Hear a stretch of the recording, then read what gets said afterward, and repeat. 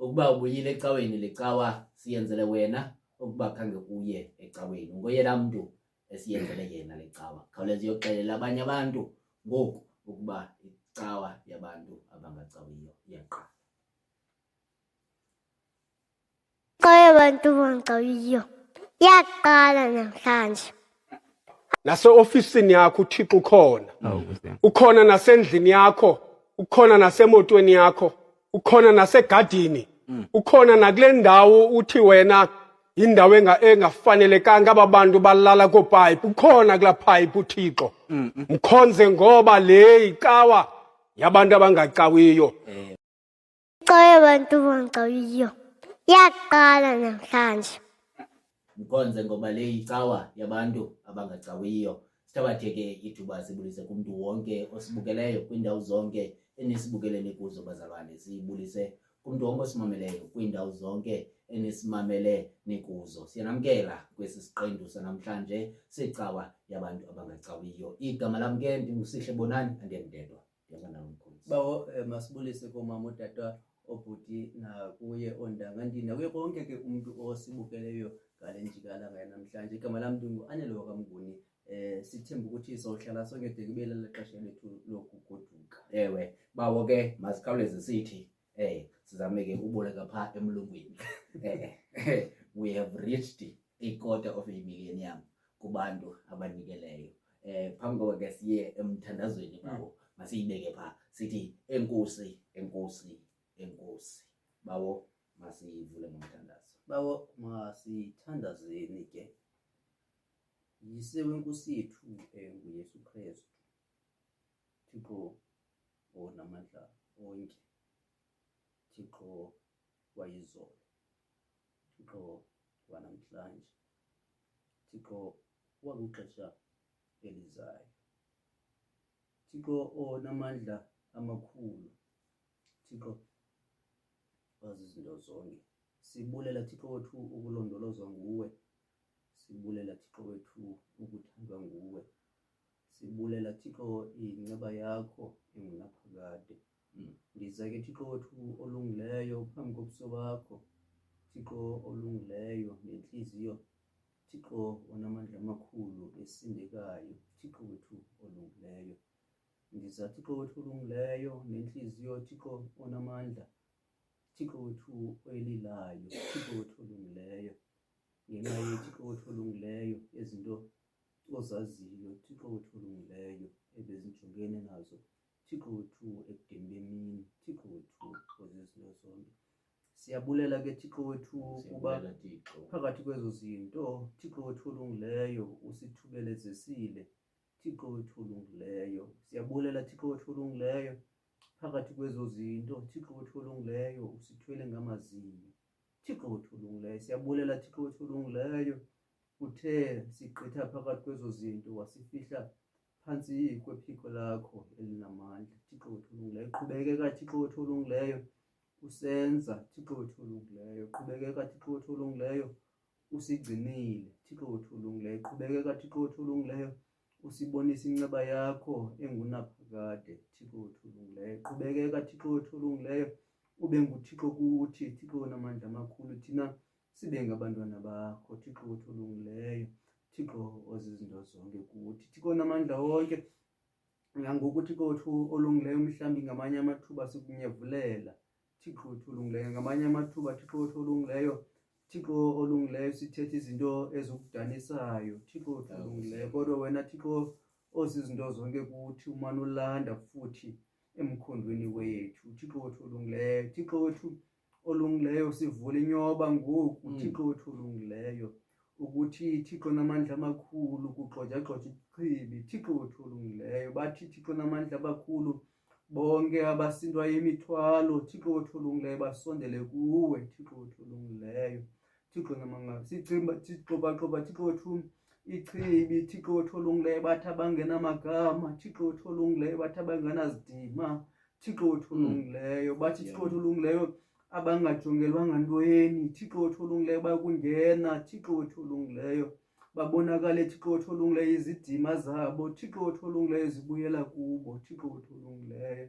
Thixo namandla amakhulu sifefa ke Thixo wethu olungileyo igazi lakho Thixo otholungileyo kule ndawo sirekhoda kuyo Thixo otholungileyo Thixo ozizinto zonke sifefa igazi lakho Thixo otholungileyo kumakhaya onke Thixo otholungileyo amameleyo Thixo otholungileyo sifefa Thixo igazi lonke igazi lakho Thixo otholungileyo lonyana wakho Thixo otholungileyo phezu kwabantwana bakho Thixo otholungileyo Thixo namandla wonke singabheka phina Thixo otholungileyo Thixo namandla amakhulu xa sinokubalekela kuwe xa sinokubaleka kuwe Thixo otholungileyo Thixo namandla ubana Thixo otholungileyo ungasiyekela thina Thixo otholungileyo Thixo namandla amakhulu singaphalala njengamanzi Thixo otholungileyo sincede ke Thixo otholungileyo sihlale kuwe singemki nomzuzwana Thixo otholungileyo sincede Thixo otholungileyo Thixo otholungileyo ngamanye amathuba Thixo otholungileyo nobana izinto ziyagqwitha Thixo amandla amakhulu kodwa Thixo otholungileyo sazi ukuthi sikhalela kuwe Thixo otholungileyo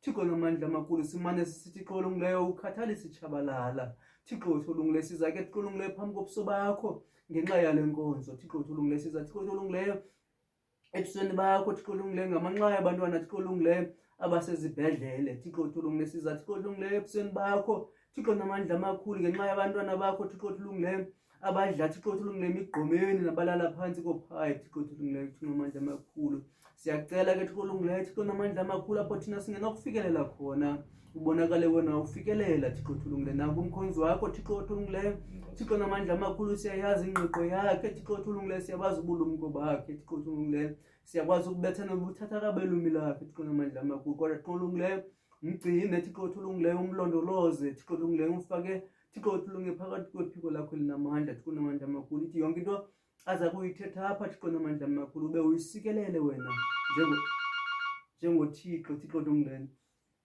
ithi yonke into azayithetha apha Thixo namandla amakhulu ube uyisikelele wena njengoThixo siyakuthandaza ukuthi sikuthembile ukuthi yazenza izicelo ngoKristu Nkosi yethu amen Amen.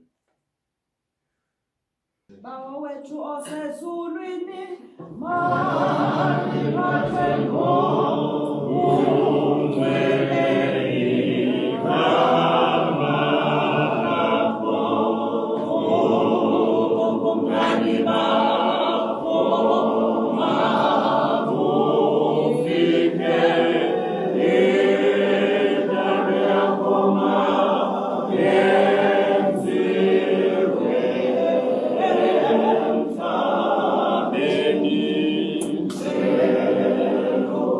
Sensi,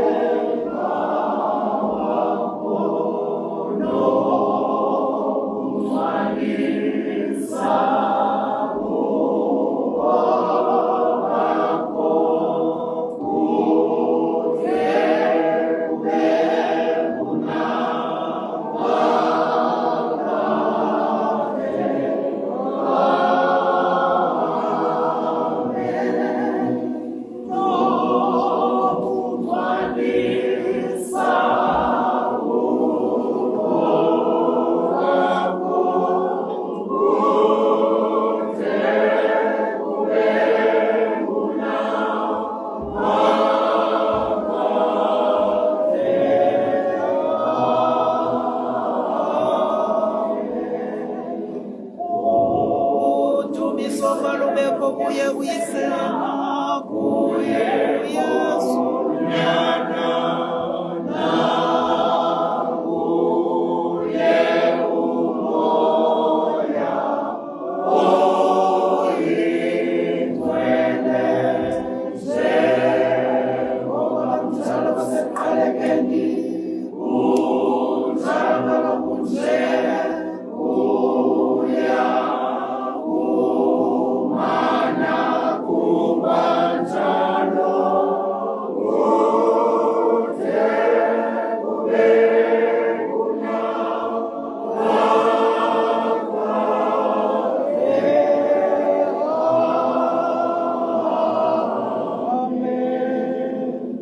Ubake ukamgcofi usubscribe uyaphosa, uba ukamgcofi subscribe uyaphosa. Kodwa ke masikhawuleze siqale ngokuthi bawo, siqale ngokuthi kumuntu wonke osixhasayo kwade kwaleli thuba siyabulela kakhulu bazalwane.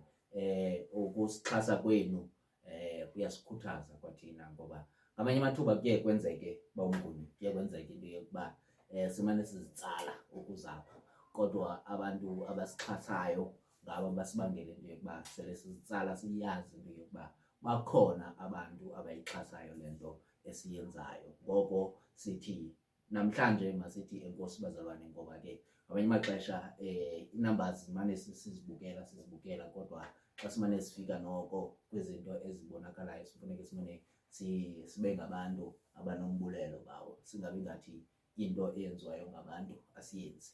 Ngoko ke sesitshilo bazalwane, sesitshilo ukuba wena awukanikeli umnikelo wethu, sicela nje usubscribe.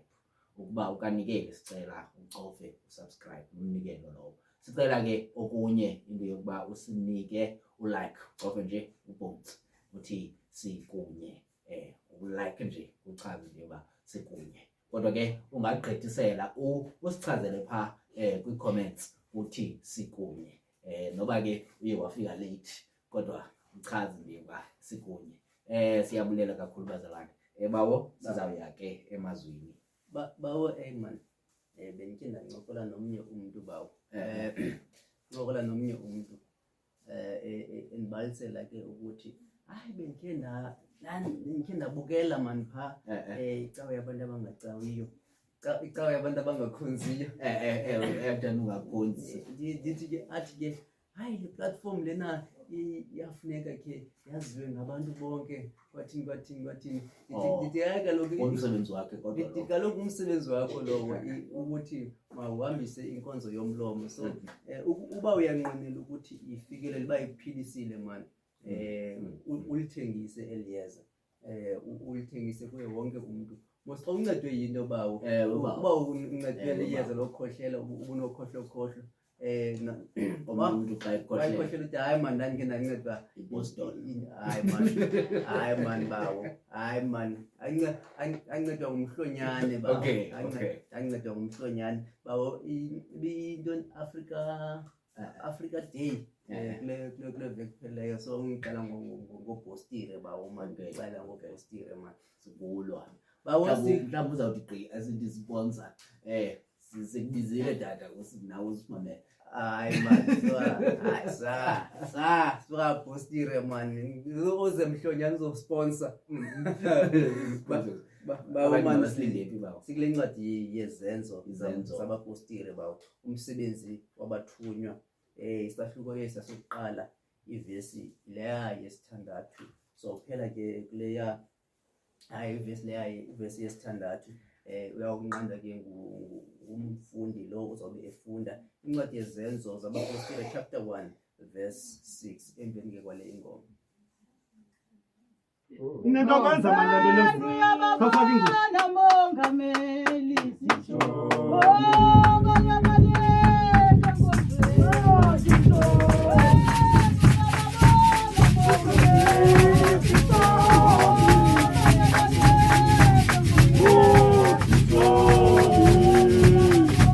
Oh,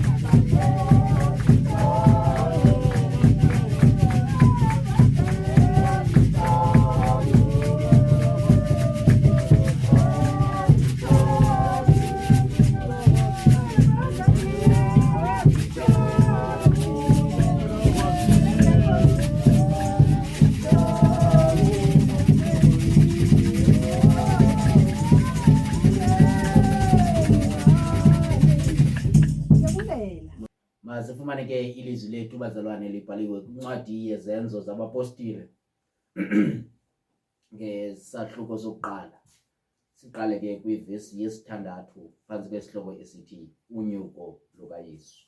Izenzo zabapostile chapter 1 verse 6, unyuko lukaYesu. Ifundeka ke ngolu hlobo. Bona ke ngoko bebuthelene babembuza besithi, Nkosi, ngobubuyisela ngeli xesha na ubukumkani kuIsirayeli? Uthe kubo, asikho kwenu ukwazi amaxesha nokuba ngamathuba awamise ngelakhe igunya ubawo.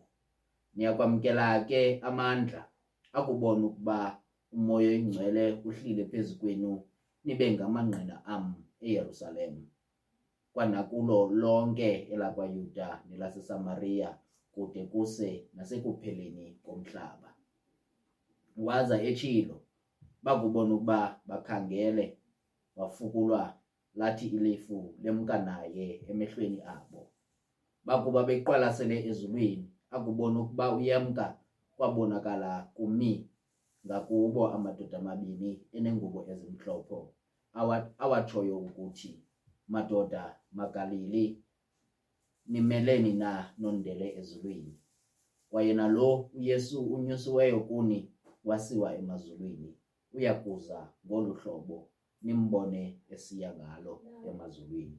Eli lilizwi lenkosi. Inkosi mayisikelele ukufunda kwelizwi layo ngoYesu Kristu ngoku naphakade. Amen. Amen. Amen.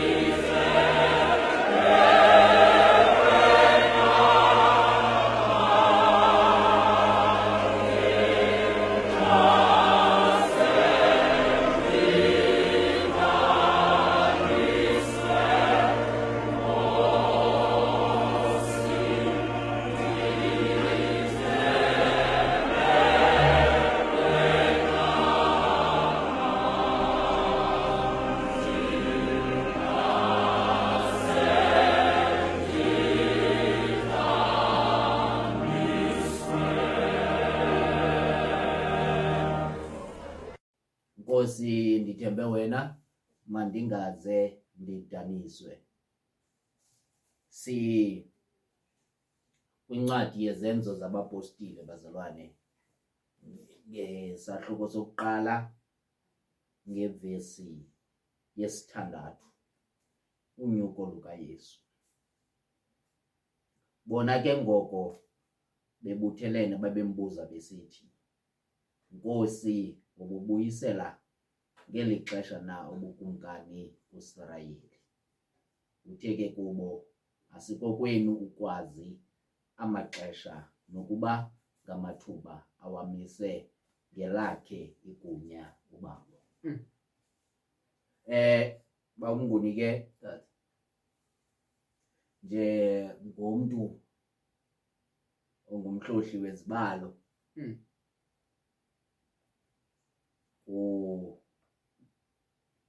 kulixesha lokuba abafundi ezikolweni babhale imviwo zaphakathi enyakeni. Njengoba ke ndifunda le vesi, uthi qatha omnye umfoba wa-grade 9 ngoku bebelungiselela ukubhala ke izibalo. Kupractice emveni kokuba kupractiziwe kusondelwe kule mini kuzawubhalwa ngayo. Kuye kuthiwe ke ngamanye amaxesha sigubulule ne-question papers za-previous, into yokuba abantu bahambe nazo bamane beqhubekeka nopractice ukwenzela umntu noko afike engangathi usemandleni.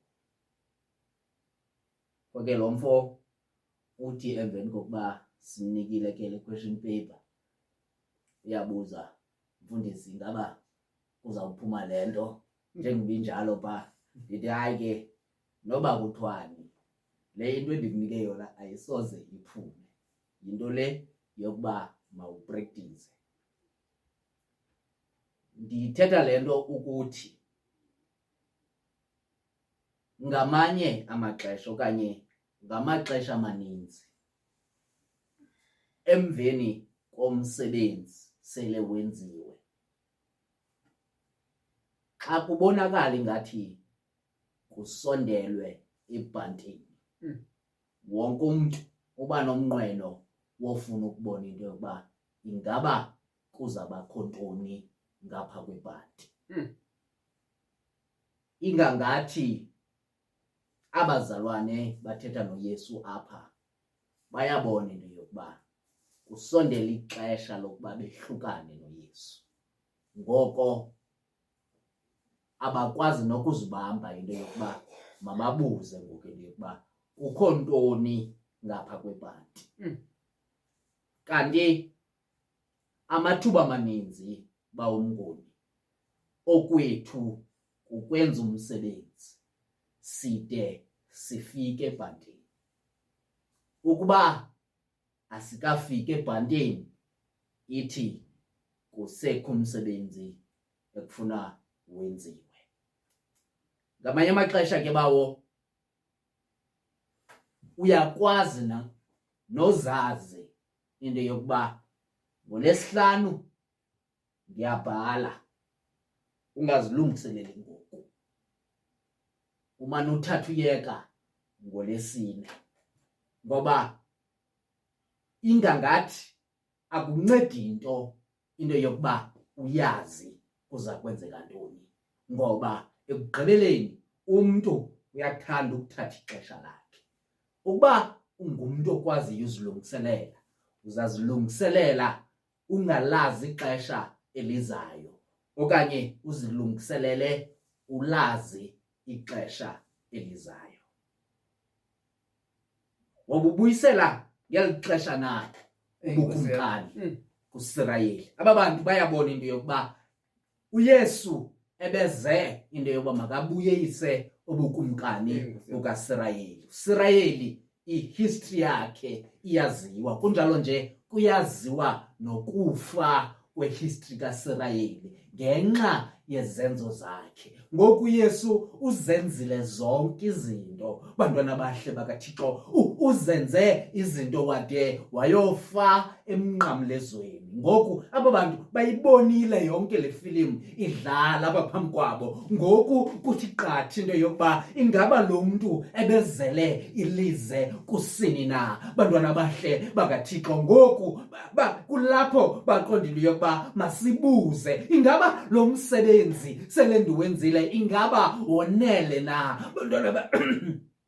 bantwana bahle bakaThixo. Ngoba bawumnguni siyakwazi ukusebenza, sisebenze ixesha elide kodwa umsebenzi ungoneli noko. Emveni kokusebenza ixesha elide ikuthi loo nto, mhlawumbi andinawubagxeka kakhulu abazalwane, kodwa emveni komsebenzi iba kuthi loo nto. Simane sizibuza into yokuba ingaba umsebenzi lo endiwenzileyo ingaba wanele na ukuba ndingagqithela kwinqanaba elilandelayo. Kodwa ngoku sithi awukafiki kwelo nqanaba. Ngenxa yokuba awukafiki ithi loo nto umsebenzi mawuqhubeke. Bantwana bahle bakaThixo, ilishwa lelo bawumnguni. Ungathi into yokuba kudala ndisebenza ngoku ndizawuma. Awukafiki ebhantini. Ungekafiki nje ebhantini, bantwana bahle bakaThixo, ithi loo nto kufuneke sisebenzile. Bantwana bahle bakaThixo, ingakathi ngoku uthi Yesu, ewe bazalwane, ndiyayazi into yokuba niyayazi indlela esisuka kuyo, kodwa ayisikokwenu ukwazi amathuba kwakunye namaxesha. Bantwana bahle bakaThixo, ukuba ndimkile mna, nina niqhubeka nomsebenzi. Bantwana bahle bakaThixo, kwindawo esikuzo bazalwane, masiqhubeke sityhale. Kunjalo nje ekutyhaleni kwethu sizawuphela amandla, kodwa zasingatyhafi ngokuba asikafiki ebhantini. Bantwana bahle bakaThixo, ingxaki kukuba asikafiki ebhantini. Bazalwane bam abathandwa inkosi, kudala ndizama mani, kudala ndizama kuzameki. Bazalwane bam abathandwa inkosi, sizokuthi nangoku uxolo nto yakuthi kufuneke uqhubeke nozama, ngoba oyena nto esijonge kuyo sijonge ukufika ebhantini. Asifuni ukuyeka ngoku sithi ndiphantse ndafika. Ngangathi bawumnguni sizozama ukukhuthazwa apha. Kunzima kunjalo umane sizama kungazameki, kodwa sizozama ukukhuthaza. Ewe yona siyayibona ikanana ze singafani noMoses, singafikeleli kuyo ngenxa yokuba siyeke ukusebenza. Bantwana bahle bakaThixo, udathi lo mfo udathi uYesu kuzawuqale kuhlumoya ingcwele akubona into yokuba kulungile. Ngoko ithi thina masiqale sisebenze, kunjalo nje masiqhubeke sisebenze, ngoba sizawufika ebhantini kube ngona sibona umvuzo. Inkosi yami. Asikokwenu bazalwane ukwazi amaxesha.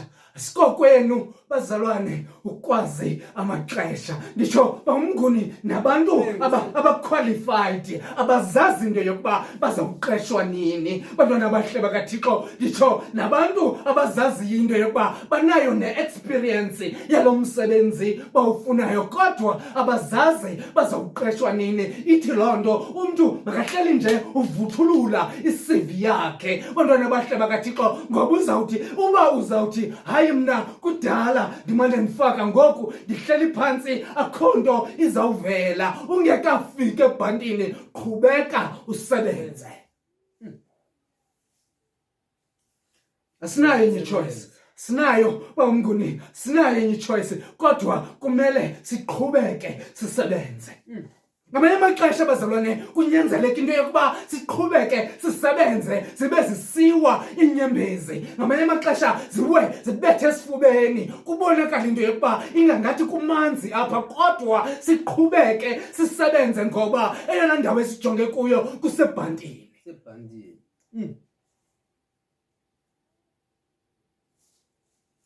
Kafumani le medal umuntu ongafikanga ebhantini. Sele bashiya bonke abantu wawa phambi kwebhanti ukuba kafikanga ebhantini akhonto zayifumana. Sele i-Comrades Marathon mhlambi uyawuncedwa kukufika kwabantu abamfukule bamuwelise ebhantini kube ngona azawunceda okanye azayifumana into ebebhalele kuyo. Kodwa bazalwane ukuza uncama phambi koba ufike ebhantini uske wahlala ngokya bekusaqalwa usebenze kakhulu kunokuba ungancama ngoku. Bantwana abahle bakaThixo umsebenzi mawuqhubeke. Uqhubeke umsebenzi.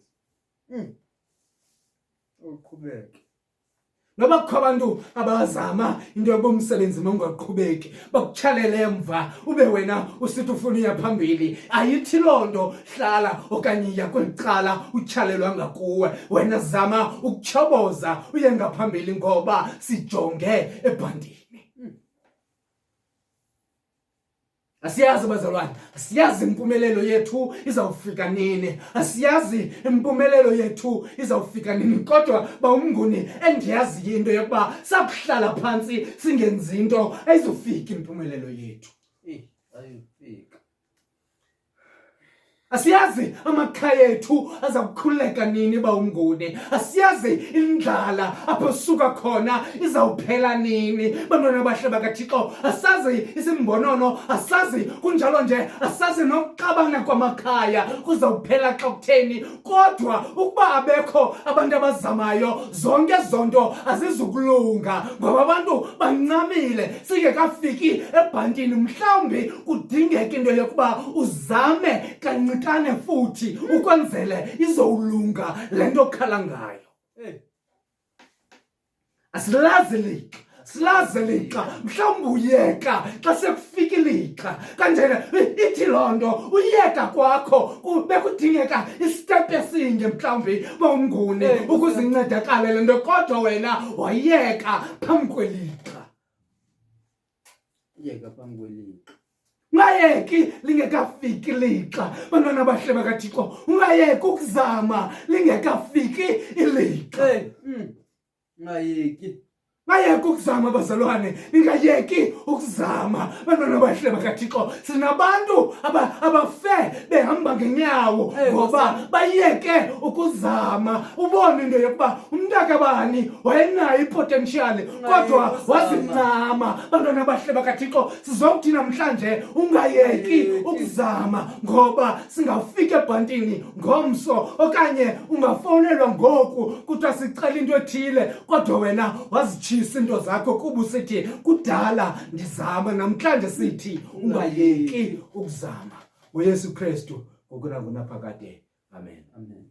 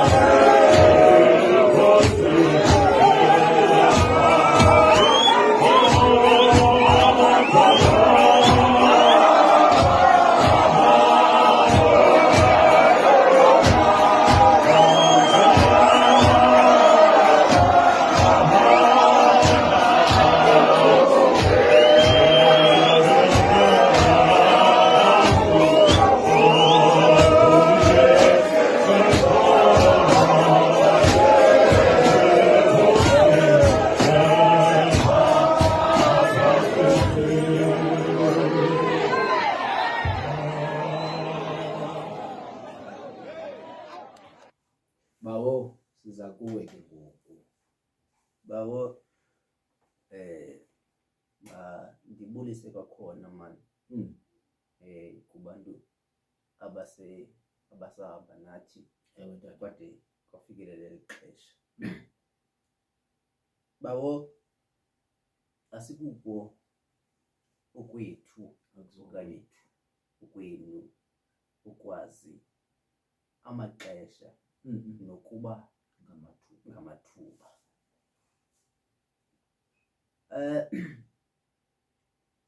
Ndinqwenela ukuzokhuthaza umntu othi kudala ndizama kodwa akho nto yenzekayo. Nkosi yam. Ndizokuthi linda kule ndawo ukuyo. Kusemveni kokuba uYesu ebethelelwe emnqamlezweni, Nkosi yam. wafa ke waphinda wavuka. Yazi iintsuku ezibonakalisa Ewe bawo. kubafundi bakhe, ezibonakalisa kwiindawo ezahlukeneyo. Ewe Nkosi yam. Kukho ke into ethe uza kunyuka yena Ewe Nkosi yam. aphinde abathumelele umthetheleli. Ngoku sibaliselwa ke okanye kuqhubekeka lo mbhali kwincwadi yakhe yevangeli ebalisela ke lowo wayembalisela. Ewe Nkosi yam. Singanqweneli ukuhlala apho, Ewe bawo. kodwa aba bazalwane ekulindeni kwabo Nkosi yam. okanye ekuhlaleni kwabo apha eYerusalema belinde elidinga likaMoya Oyingcwele. Ewe bawo. Zikho izixholo-xholo ezikhoyo, kukho nobunzima ababuvayo. Ewe Nkosi yam. Kodwa phakathi kwezo zinto zinjalo banalo ixesha lokuthi bancokole ngezinto ezakhe zenziwa nguYesu. Ewe Nkosi yam. Bancokole ngezinto, ngemiqondiso eyayikhe yenziwa nguYesu. Ewe bawo. Phambili umhlawumbi sebemane beyihleka ngoku into ethi, kanene wena Petrose ungulowa Waphika. wakhe wathi uYesu ehamba phezu kwamanzi, wathi usahamba wena phezu kwakhe watshona wanywilisela. Umhlawumbi zizinto abamane bezihleka ezo. Ewe bawo. Umhlawumbi sebemane besithi tshini mani lo Yesu wayekhe wajika amanzi Ewe bawo. ayiwayini ekana, singayiqondi loo nto thina uba ithetha ukuthini. Nkosi yam. Bemane nemizekeliso ayithethayo uYesu, Ewe Nkosi yam. bemane bereflektha kuyo, ngoba ekulindeni kwethu Lindeni kwethu. sinikwa ithuba lokuthi bantwana bahle bedinga sijonge emva apho asuka nathi uThixo. Umhlawumbi amandla okulinda Ewe bawo. akwizolo lethu bawo. Umhlawumbi amandla okuzibethelela zitshone iingcambu zokulinda Nkosi yam. kusemveni okanye kukwizolo lethu sijonge ukuthi thini uThixo usuka phi nathi. Ewe Nkosi yam. Sometimes ezinye izinto esigqitha kuzo asiziqondi ubunzulu nobuzaza babo up until sihlale silinde idinga esingalaziyo. Ewe Nkosi yam. Ngoba ukulinda oku awulindi into, kuyambonakala ukuthi awulindi into oyaziyo, Ewe bawo. ulindi into ongayaziyo. Ewe Nkosi Ithi yam. sekunjalo ulindile zibe khona izinto ezenzekayo apha ecaleni eziza kubangela ukuthi mawusuke kule ndawo kuyo. Ewe bawo. Kodwa ukuba uyayazi okanye wazi apho uThixo ahambe nawe, ukuba awunangqondo ilibala msinyane uzokuthi nangona kukho amajoni ajikelezayo apha uve amahashe baleka, kodwa wena uthi kubana kuba wayethe yena masilinde, ulinda apho bawo. sekungekho themba lakulinda, kodwa wena ulinde. Nokuba mhlawumbi imeko lena ithi linda, ubone ngathi ithi ngoku hamba, ngoba zikhona izinto eziza kufika ziteste oku kulinda kwakho, zithi bana akumelanga ukuthi ulinda kule ndawo, kufanele ukuthi ulinda kule ndawo ithile. Khangela abantu xa befuna ukususa omnye umzalwane, uyayazi ubana lo mntu uhamba naye useza kususwa kuwe, kodwa le ndoda kubana inayo into eyijongileyo, inayo into oyizuza okanye efuna ukuyizuza engqondweni yayo, yathi bana nokuba ususiwe, nokuba akasuswanga, kodwa mna ndiza kulinda kule ndawo ndime kuyo. Nkosi yam. Ngamanye amathuba bana bahle bedinga iminyaka iyahamba, bana bahle bedinga ulindile wena, ulinde, bana bahle bedinga into engaziwayo ngabanye abantu, kodwa wena noThixo wakho uyayazi into oyilindileyo kuThixo. Awunoquqela endlini kaThixo kanti uquqa okanye ukhapha abantu abahambayo ungazi nento oyilindeleyo kuThixo. Awunothi mhlawumbi bana bahle dinga ibhrukhwe zakho amadolo akho abe mnyama kuguqa ngedolo kanti ukhapha abantu abahambayo, bana bahle bedinga ungayazi eyona nto uyilindeleyo, bana bahle bedinga. Kodwa ziza kuba khona izinto ezibangela ukuthi umhlawumbi ufuna ukulahlekelwa yifocus, bana bahle bedinga uve izikhali zabanye abantu, bana bahle bedinga zilolwa umhlawumbi kweli dongo ulindele kulo, bana bahle bedinga umhlawumbi uve umsindo, bana bahle bedinga otshoyo apha endleleni othi bana siza kubabulala bonke abantu abathi balindile, bana bahle bedinga. Ngoba bakhona abantu bana bahle bedinga abathi xa bengenaba direction, bana bahle bedinga bafune bonke abantu bangabi nayo i-direction, bana bahle bedinga badilize yonke into ephambi kwayo, kodwa sekudilizwa, bana bahle bedinga selisiwe idonga eqaleni kwakho, bana bahle bedinga sesiwa amawaka eqaleni kwakho, kodwa wena ume ulinde idinga elivela kuThixo. Nkosi yam. Ngamanye amathuba ulinde umhlawumbi bana bahle bedinga ungenayo nento yokupheka, bana bahle bedinga endlini, ulinde sowungenathemba, bana bahle bedinga abantwana bejonge kuwo okanye bana bahle bedinga ii-brothers zakho osisi bakho bejonge kuwe, kodwa wena qala ungenalo ithemba, kodwa ulinde ngoba ulinde idinga ongalaziyo. Nkosi yam.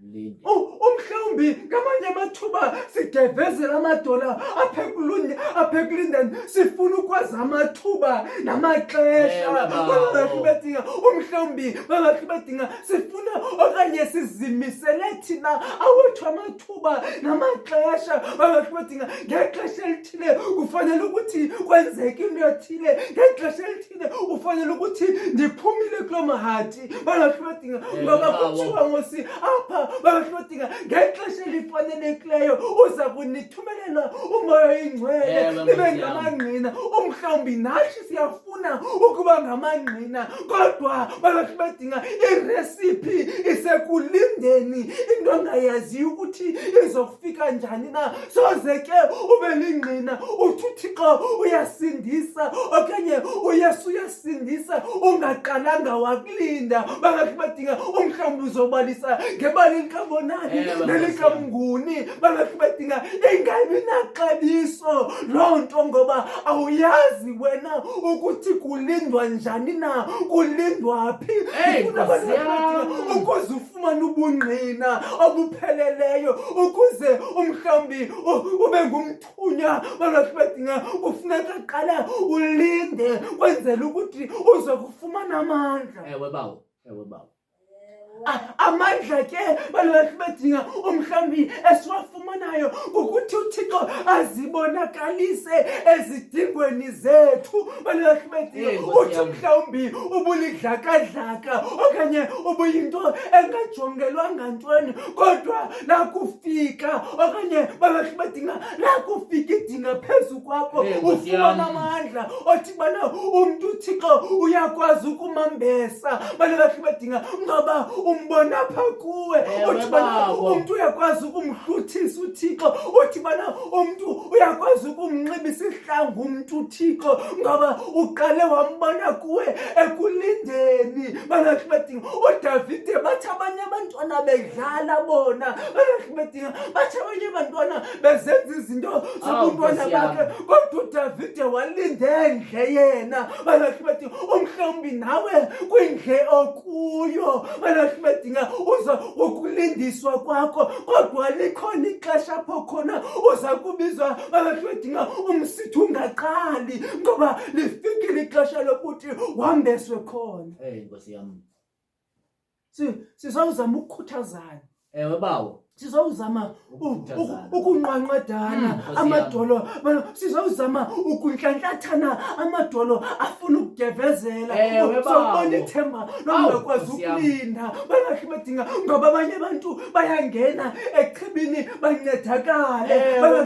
Abanye bayahlanjwa iqhenqe, kodwa lakhe iqhenqe alide lihlambeke. Balokhu bedinga ude uthi bana lo Thixo uyakhetha, unomkhetho uThixo. Balokhu bedinga kanti uThixo uyaqikida. Balokhu bedinga umhlawumbi kudala uphangela ukunqwenela imoto, kodwa balokhu bedinga xa sijongile thina uyakwazi ukuyi-afforda, kodwa uThixo angavumi yena. Balokhu bedinga umhlawumbi le nto uyicelayo uThixo uba nokunika ngoku ungekaqikideki, izaba into ekukhuphayo endlini kaThixo. Izaba umhlawumbi izaba likrele eliza kutyhutyha umphefumlo wakho, ngoba uzingxamela izinto. Umhlawumbi uzohamba usonzakala kuba na awufunanga ukulinda, wazenzela ngokwakho izinto. Umhlawumbi awufunanga ukulinda, balokhu bedinga wayikhokela kuqala inceba kaThixo, iza kuxaka ke inceba kaThixo, ngoba izofika inhliziyo yakho nengqondo yakho ingakulindelanga oko, nangona iyinto entle isuke ikuxaka ikubulale, isuke umhlawumbi ikuhlalise camkwendlu.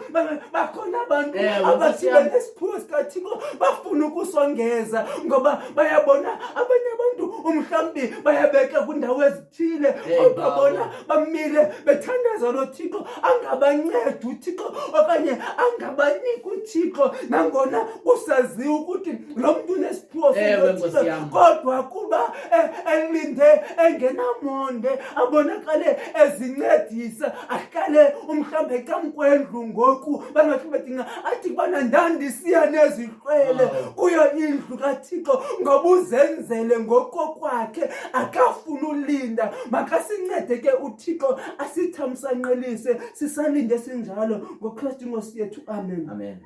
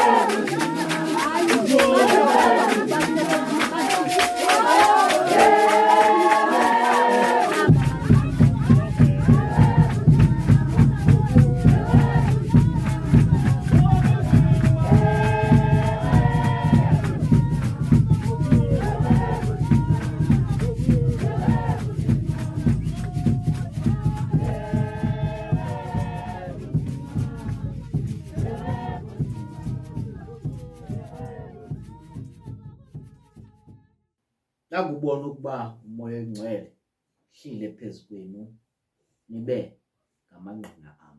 Hawu Nkosi yami. Nibe Amangqina am. ngamangqina am. Mhlawumbi umoya ongcwele azange sawubona bawumboni. Hawu Nkosi yami. Mhlawumbi umoya ongcwele asimazi nokumazi kodwa ingangathi ithi le nto lakufika uncedo nibe ngamangqina am. Okanye ingangathi lakufika ilixa Hawu Nkosi yami. nibe ngamangqina am. Kodwa awukwazi uba lingqina ungaqalanga wasebenza. Hawu Nkosi yami. Awukwazi uba lingqina ungaqalanga wagruzuka phezulu. Ngoba uzawungqina ngantoni? Kukho abantu esithi xa simncokola nawo uba unguni akubonisa into yokuba esi sivubeko ndandicinga into yokuba andizophinda ndiphakame ngenxa yokuba kwenzeka into embi kakhulu kodwa ngenxa yokufika kwamandla kaThixo ngoku ndilingqina.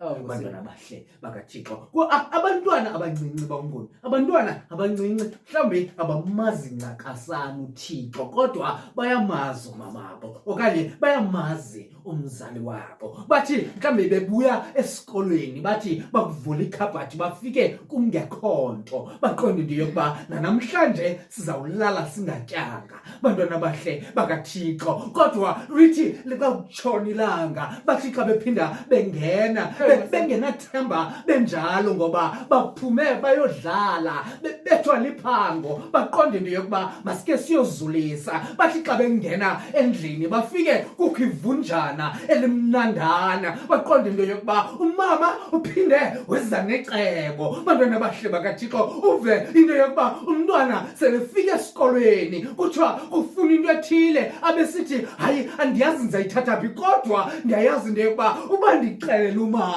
icebo lizawuvela ngoba bekukhe kwangangathi izinto azizukwenzeka kodwa wathi ngesiquphe kwenzeka into ngoku umntwana lingqina likanina. Bantwana abahle bakaThixo kuyenzeka nakuthi ke bawunguni. Bantwana abahle bakaThixo sithi sicinga into yokuba asizuphuma enyunywini esikuyo asukavela uThixo. Bantwana abahle bakaThixo sithi singakwazi nokuyicacisa into yokuba ndancedakala njani. Ngamanye amaxesha abanye abantu badikwe nodikwe into yokuba kutheni ungasixeleli nje mnguni into yokuba kulaa nyunyu wokuyo waphuma njani. Hayi madoda ndazi nam ndazibona sendiphumile. Umntu omaziyo amandla kaThixo abelingqina likaThixo. Bantwana abahle bakaThixo ngoba ukhutshwa nguThixo entweni awuyazi nokuba uphume njani. Kuzawuthi ke xa kufikele ixa nawe ube lingqina likaThixo. Babo nibe ngamangqina. Awu Nkosi yami.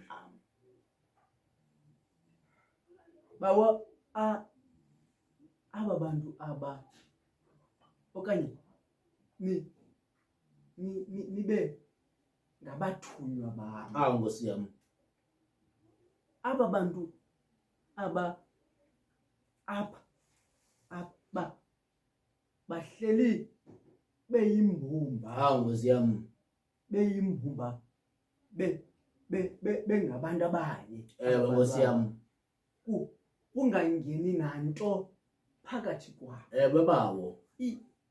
Iyacaca ke le nto ithi bantwana bahle bedinga xana sihlangene singabantu abanye nokuba umhlawumbi kukhona umntu onoloyiko apha phakathi kwethu. Bana zikhona izinto bawubonani endaniqonda ukuthi mna njengesiqu andinokwazi ukugqitha kuzo kodwa kuba kwakukho abantu ecaleni kwam endandihamba nabo banahle bedinga okanye into endizama ukuyithetha ukuthi masibambane bazalwane ngoba ithi ithi into yokuthetha kwabantu abamnyama umntu ngumuntu ngabantu banakahle bedinga kwababuhlungu kum banakahle bedinga ndivele umhlawumbi ndihlangane nomnye umntu banakahle bedinga ubonakala ingangathi kulula le ndlela iyahambeka banakahle bedinga emveni ubana ndigqithile banakahle bedinga kuloo nto ke banakahle bedinga kubonakale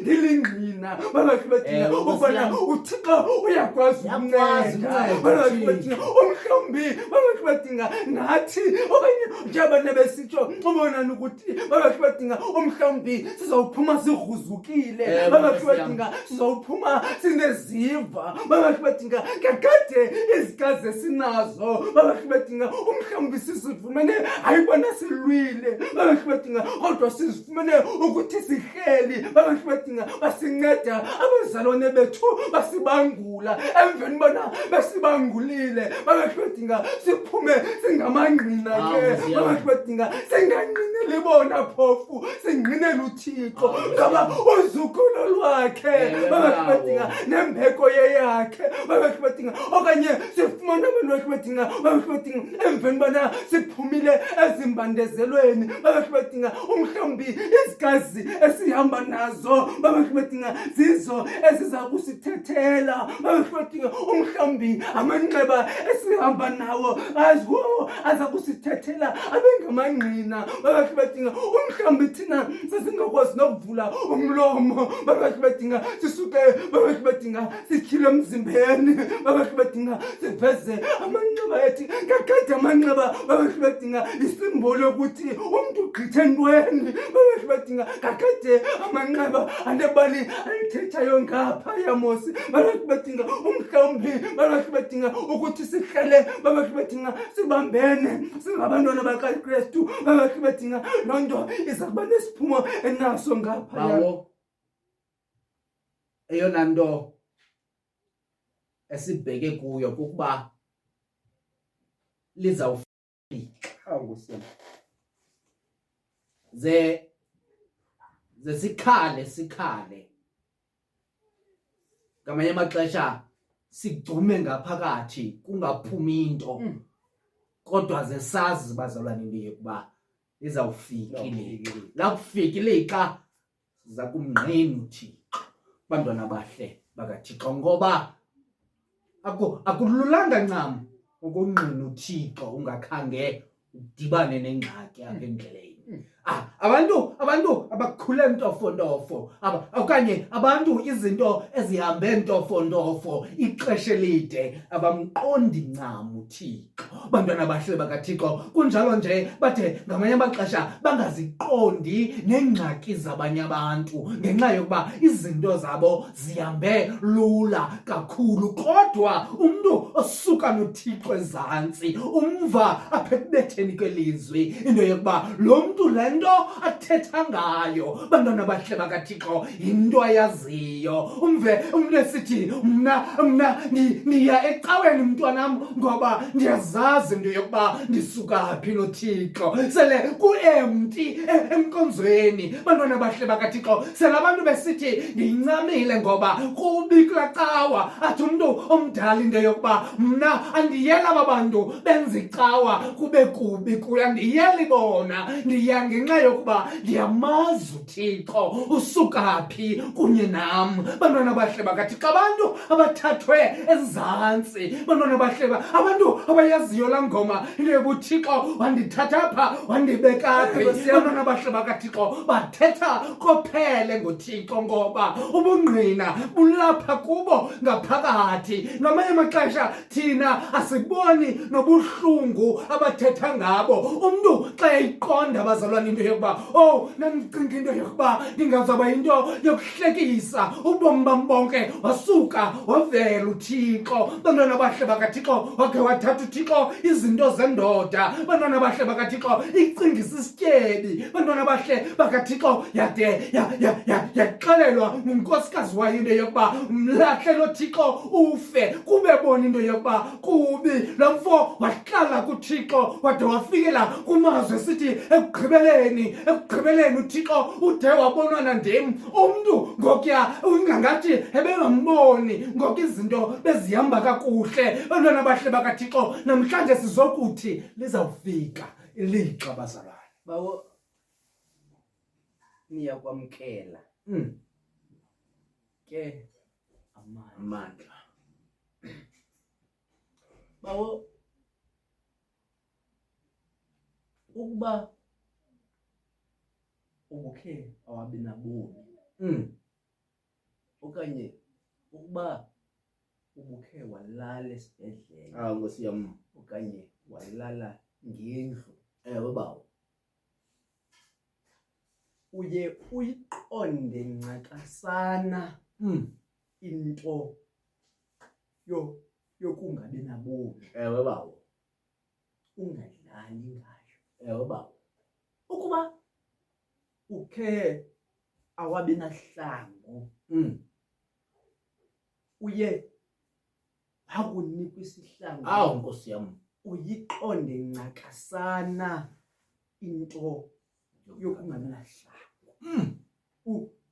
Athi umuntu nokuba seseplastic nokuba sesecardboard Bawo. bathi abanye abantwana behlekisa kodwa yena lonto kulo muntu ibe nexabiso. Ewe bawo. Bakhona abantu abangayi-understandiyo i-meaning yokuphefumla oku ngoba abakayiqondi okanye abakalali ngendlu. Bakhona abantu banabahle abangakayiqondi kakuhle into yokugodola ngoba bayakwazi ukutshintsha into zokunxiba kabini kathathu ngemini.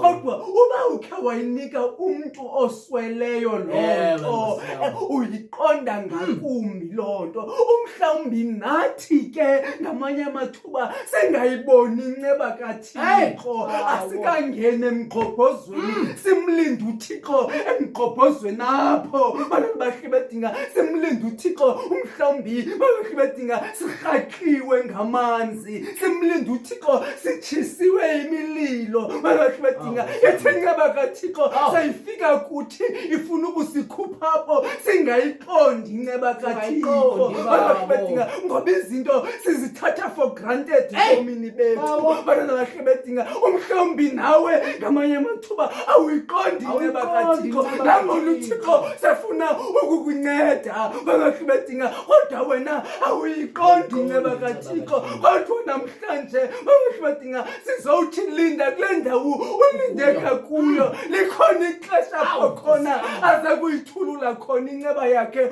uThixo. Umhlawumbi omnye umuntu ojongileyo athi bana ayisuka inamsebenzi le nto babahle bedinga ikhankanywa ngulo mntu ngoba yena bahle bedinga izinto zakhe zisahamba kakuhle kodwa usathane uba ukhe wakuthatha wakubetha phansi umhlawumbi walala ngophotho babahle bedinga uzayiqonda kakuhle inceba yokuthi mawuphakanyiswe nguThixo.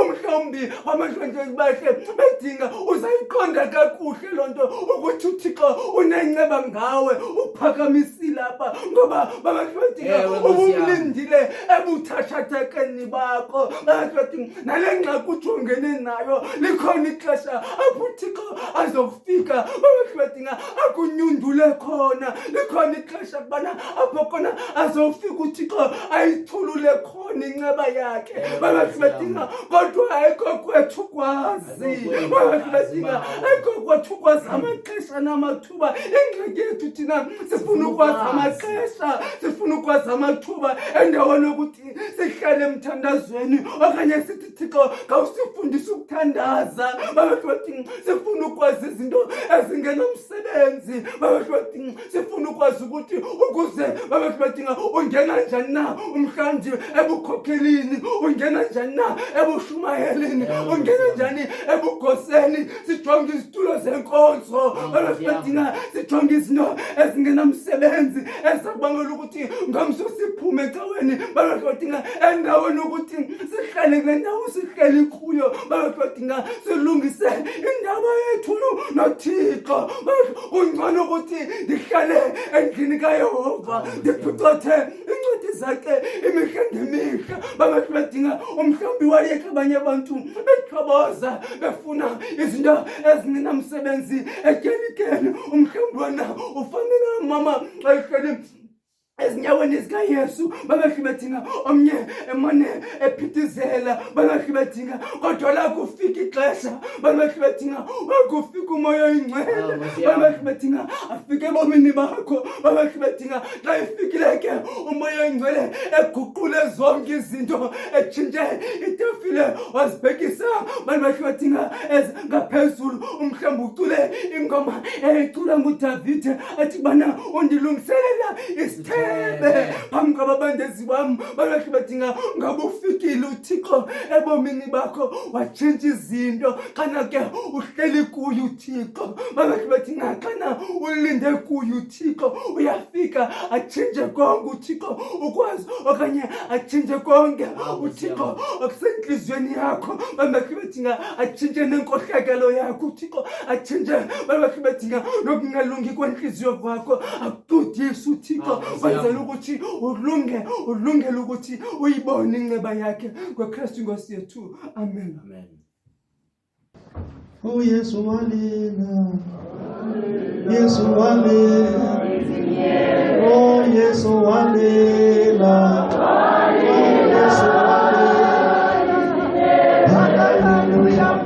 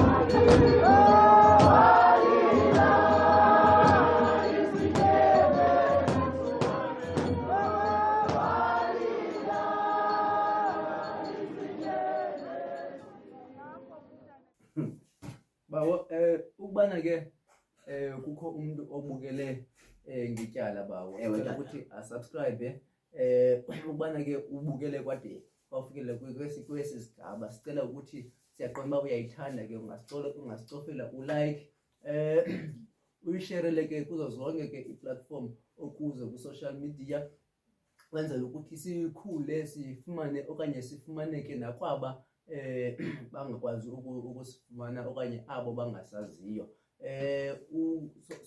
so subscribe muntu mtsha siyacela ke ngokucofe alaqhosha le notification bell kwenzela ukuthi ikukhumbuze ukuthi icawe yabantu abangacawiyo iyaqala. Mhlawumbe ke namhlanje uyifumene ngelaka ukhangela ke izinto zakho ukuze izokukhumbuza ke ngokweveki elandelayo ukuthi icawe yabantu abangacawiyo iyafumaneka ngentsimbi yesihlanu. Izobe ibhexeshwa ke ngulo mzalwane wakabonani. Ngamanye amathuba ke umane umbhaqa ehamba nami. Ikhona ke nankonzo yomlomo ke inkonzo yomlomo tata kwindawo ohamba kuzo kwindawo ohamba kuzo kwindawo ohamba zizathethe nyinji kwindawo zakho kwindawo obhabha kuzo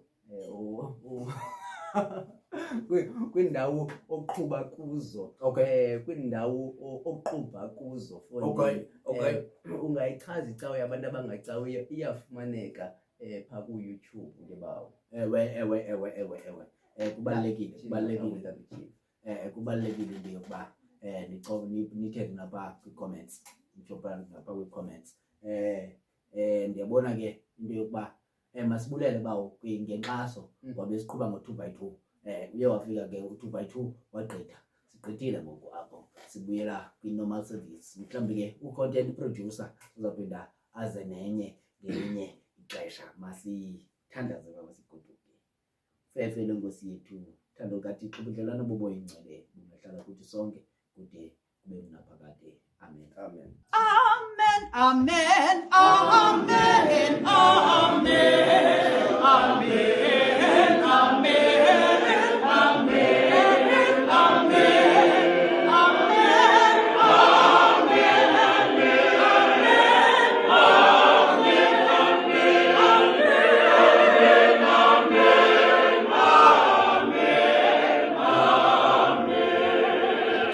Ukuba buyile ecaweni lecawa besiyenzele wena, ukuba khange uye ecaweni ungoyena muntu esiyenzele yena lecawa. Ukuba ke ubuhamba noba ukhiva pha kwitho lecawa besiyenzele wena. Siyathemba into yoba sizawuphinda sidibane futhi kule veki zayo ngentsimbi yesihlanu. Icawa yabantu abangacawiyo iqhutywa ndim uSihle Bonani. Ndingahambi ndedwa, ndihamba nalo mzalwane uAnele wakwamngoni. Masiphinde sidibane bazalwane ngexesha elizayo. Le yicawa yabantu abangacawiyo. Ningalibali ukuthandaza uThixo, thandazekayo. Babayeni enkosi. Papa yini, Papa yini, Papa yini.